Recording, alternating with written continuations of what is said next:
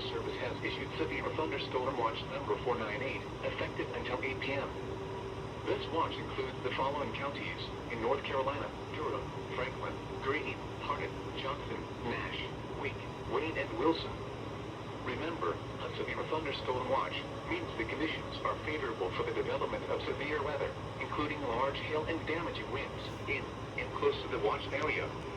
While severe weather may not be imminent, persons should remain alert for rapidly changing weather conditions and listen for later statements and possible warnings. Stay tuned to NOAA weather, radio, commercial radio and television outlets, or internet sources for the latest severe weather information.